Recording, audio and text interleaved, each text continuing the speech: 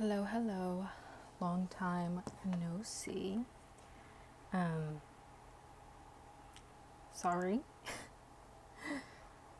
I tend to laugh in uncomfortable situations, but I think I mentioned this in the last episode or the last installment, the last video that I uploaded, but it is disappointing when I don't follow through with things. And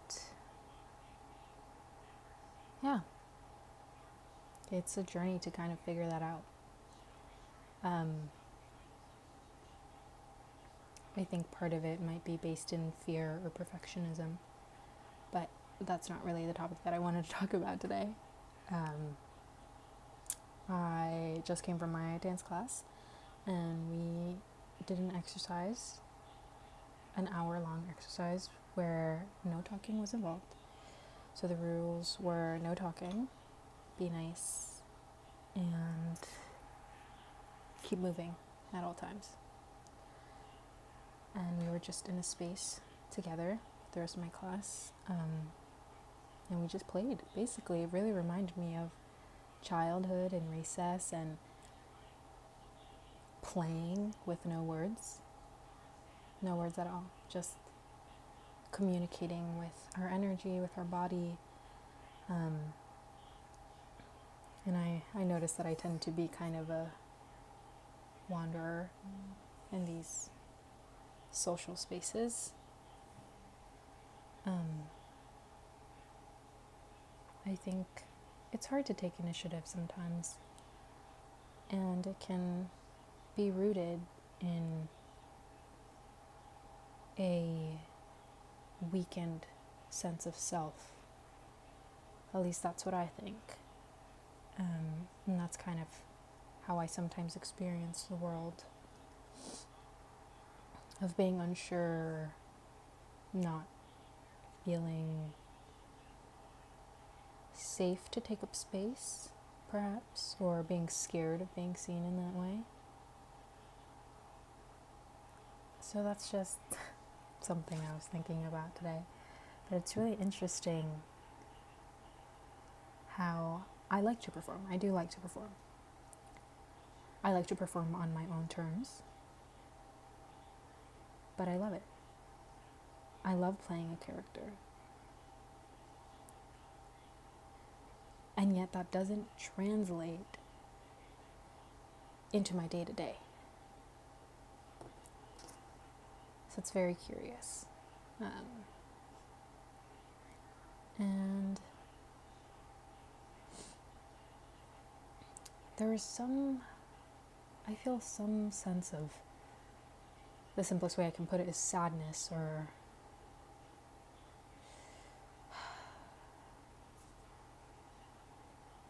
perhaps solemn is the right word. I'm still gathering my thoughts clearly. But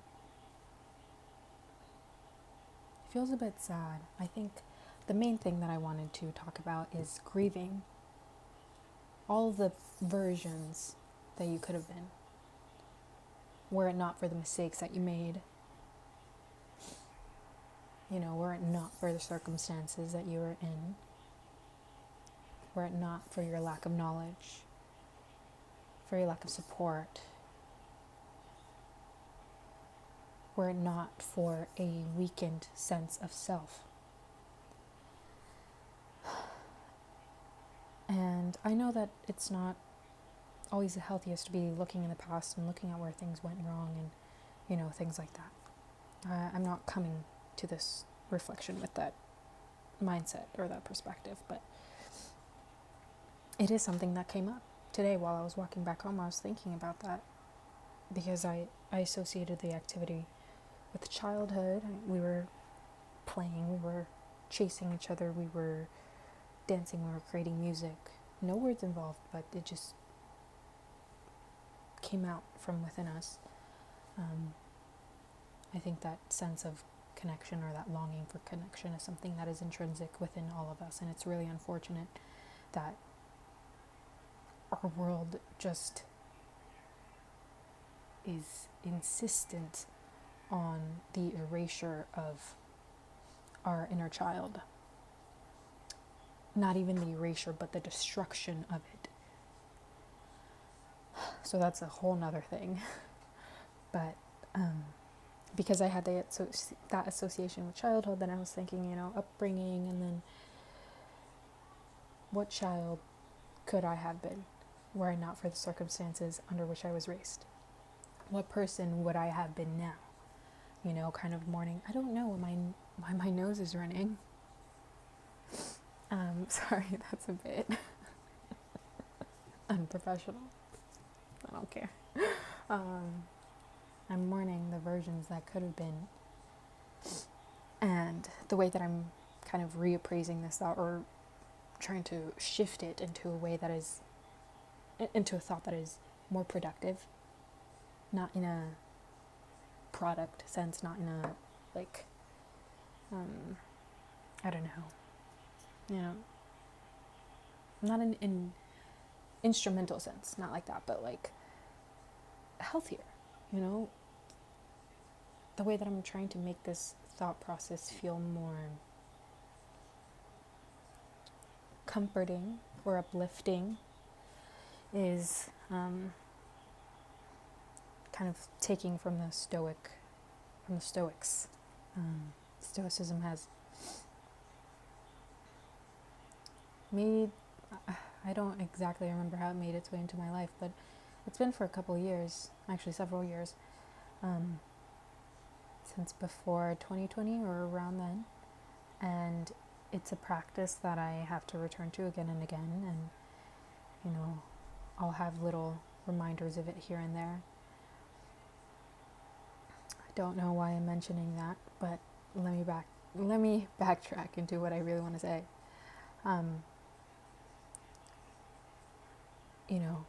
I can choose to mourn, to be upset, to grieve these past versions of who I could have been, or these future versions of what I could be,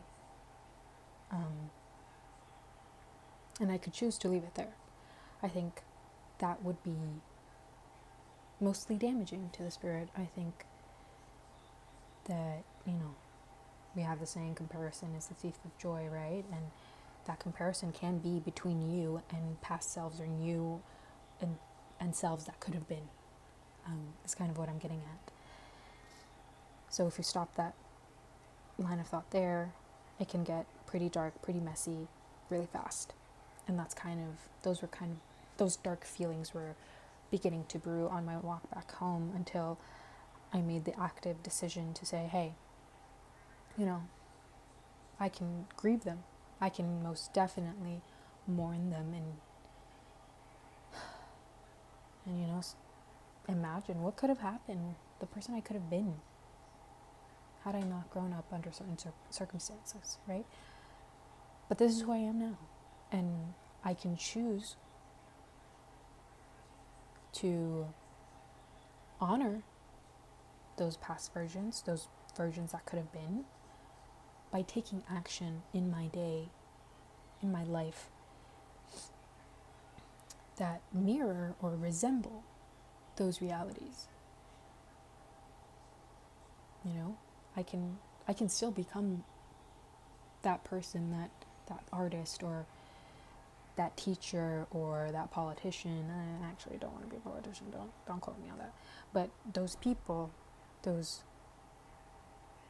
self-assured, healthy individuals that had these more lovable upbringings, they still had their struggles and stuff, but not to the extent that I faced when I was younger. And I can do things that resemble these imagined versions of myself, these healthier versions of myself, because they can still exist. I can bring them into fruition through the things that I do, through my creations, through my exploration, through my curiosity, through my commitment to things. And it's really hard. to choose that. It is extremely hard. And it feels really unfair. It can feel really unfair, but I owe it to those versions. I owe it to that, that child, that past child. I owe it to my inner child, to the versions that I want to be, to the versions that I see out there in the world. I owe it to them who constitute, who constitute me as a being. I bring those visions into imagination, into fruition, or into the world, into my mental world. And so for them, I will have to do the hard things. I will choose to do the hard things. I will choose to keep pushing on days like this where I feel like I don't have it in me, but I will choose to keep pushing because I know that those are the actions that they would have taken. I know those are the actions that they want me to take. And I don't know if this makes sense to everyone out there, but if it does, I hope it finds you. And I hope it reminds you that you're not alone in these thoughts. And as easy as it is to look in the past and to worry about the future, you can't control them. You can't control the past. You can't change the past. You can't control the future. You can't predict it. You can work towards it. And you can choose how you think about the future. What actions you take now to bring that healthy, that flourishing future self that you imagine. And it's going to take time. You're not going to get there. But when you get there, you'll be like, wow. Like it won't be some like magical day where you wake up and you get there, It's a quiet evolution. It's a quiet transformation. And I have to remember. that. That is just day by day. And it's insanely scary, insanely hard. So, if you're feeling that, I feel you. And if you're not, bless up. Like, I'm so happy for you. And maybe this gives you a little bit of a different perspective, or, just something to listen to. But yeah, gotta go eat. I just had these thoughts on my mind, and I had to, exercise them in some way and share them with people.